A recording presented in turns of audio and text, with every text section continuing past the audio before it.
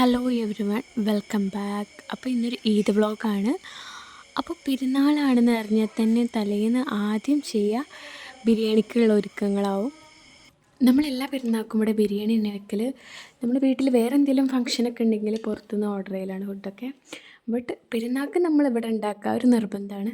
അപ്പോൾ തലേന്ന് തന്നെ ഞാൻ ബിരിയാണിക്ക് വേണ്ട അത്യാവശ്യം എല്ലാ കാര്യങ്ങളും ഒരുക്കി വെക്കും. കാരണം നമുക്ക് രാവിലെ അധികമൊന്നും ടൈം ഉണ്ടാവില്ല. പിന്നെ ചമ്മന്തിയും തൈരക്കിനെ അപ്പം തന്നെ ഉണ്ടാക്കി വെച്ചിട്ടുണ്ട്. അതുപോലെ ചിക്കനും മസാല കൂട്ടി.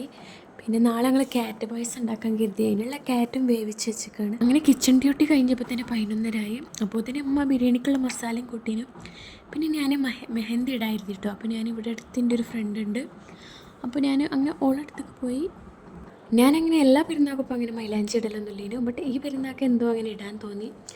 ഞാനങ്ങനെ വിചാരിച്ചില്ലാറെ അടിപൊളിയായി. ഓളെ ഇട്ടും തന്നു. അങ്ങനെ എല്ലാം കഴിഞ്ഞപ്പോൾ തന്നെ 12:30 അപ്പോൾ തന്നെ ഞാൻ ഉറക്കം വന്നൊരു വിധമായി. എന്തായാലും എന്നാൽ ഞാൻ 4 മണിക്ക് തന്നെ എണീറ്റിട്ടുണ്ട്. അപ്പോൾ നമ്മൾ നേരെ നോക്കുമ്പോൾ മൈലാഞ്ചി ചുവന്തോ എന്നൊക്കെയായിരുന്നു.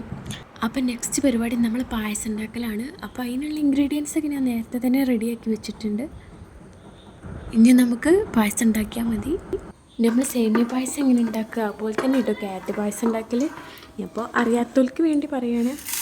ഇതിൽ നമ്മൾ ക്യാരറ്റ് ഏഡ് ചെയ്യുന്നു എന്നുള്ളൊരു വ്യത്യാസമേ ഉള്ളൂ. അപ്പോൾ നമ്മൾ ഇന്നലെ തന്നെ ക്യാരറ്റ് വേവിച്ച് ജ്യൂസാക്കി വെച്ചിട്ടുണ്ടായിരുന്നു. അപ്പോൾ ഇപ്പോൾ നമ്മൾ ഇതിലേക്ക് സേമിയ ഇട്ട് അത് കുറച്ച് കളർ മാറിയിട്ട് നമുക്ക് ഇതിലേക്ക് വേറെ വയ്ക്കുക.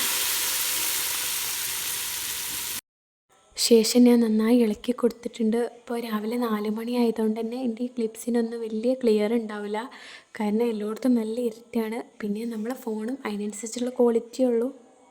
പിന്നെ ഇതിലേക്ക് നമ്മൾ 4 പാക്കറ്റ് പാലാണ് ഒഴിക്കണത്. ഇനി നമ്മളധികം വെള്ളം ഒഴിക്കണില്ല, അതിൻ്റെ ആവശ്യമില്ല. കാരണം വേവിച്ച് വെച്ച് ക്യാറ്റിൽ തന്നെ അത്യാവശ്യം വെള്ളം ഉണ്ടായിരുന്നല്ലോ. ഇനി ഇതിലേക്ക് കുറച്ച് നമുക്ക് മിൽക്കി മെയ്ഡ് ഒഴിക്കാം. അപ്പം നമ്മളെ ബിരിയാണിക്ക് വെച്ച അരിയും അത്യാവശ്യം വെന്ത് വന്നിക്കണ്. അതിൻ്റെ ഇടയിൽ നമ്മളെ പായസം സെറ്റായിട്ടുണ്ട്.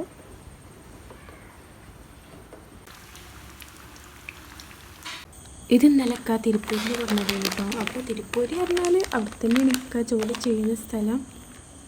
പിന്നെ അനുസിനൊരു വാട്ടർ ബോട്ടിൽ വാങ്ങിയിട്ടുണ്ട്. ഓനിപ്പോൾ 2 ദിവസം നമ്മൾ അംഗനവാടി ഇരുത്തിയിരുന്നു. പിന്നെ അവനങ്ങനെ പോയിട്ടില്ല. ഇനി ഇതൊക്കെ കണ്ടിട്ടേലോ ഒന്ന് പോയാലോ എന്നുള്ള അതിലാണ് വാങ്ങിയത്.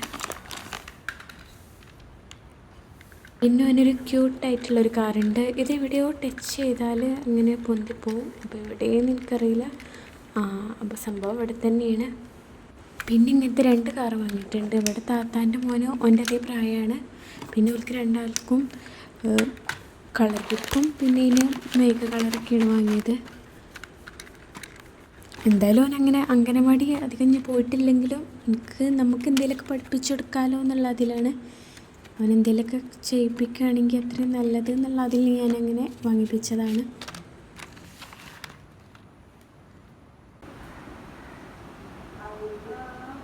അങ്ങനെ ഇവിടെ പെരുന്നാൾ നിസ്കാരമൊക്കെ തുടങ്ങി. അപ്പോൾ അതൊക്കെ കാരണം ഇവിടെ അടുത്തുള്ള താത്താരൊക്കെ വന്നത്.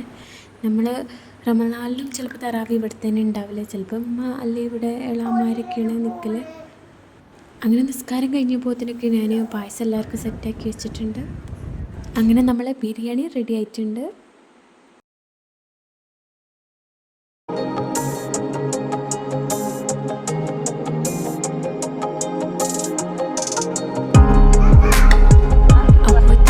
അവൻ്റെ കളർ ബുക്കിലൊക്കെ കളർ കൊടുക്കാൻ തുടങ്ങിയിട്ടുണ്ട്. എന്തായാലും മാഷാ അല്ലാ ഓൻ അടിപൊളിയായിട്ട് ചെയ്യുന്നുണ്ട്. ഇതട്ടെ നമ്മളെ ഈദ് കോസ്റ്റ്യൂം. ഇത് ഞാനൊരു റീലിന് വേണ്ടി എടുത്തൊരു ക്ലിപ്സ് ചെയ്യുന്നു. ഞാൻ എൻ്റെ ഒരു ഗെറ്റ് റെഡി വിത്ത് മിക്ക് എടുക്കണം കരുതിയിരുന്നു. ബട്ട് അതിനൊന്നും നമുക്ക് ടൈം കിട്ടിയില്ല. അപ്പോൾ ഇനി നമ്മൾ കുറച്ച് ഫാമിലീസിൻ്റെ വീട്ടിലേക്കൊക്കെ പോകാനുണ്ട്. അപ്പോൾ ഇതൊക്കെ തന്നെയാണ് എൻ്റെ ഇന്നത്തെ ഈദ് വ്ളോഗ്. അപ്പോൾ ഓക്കെ, ബൈ.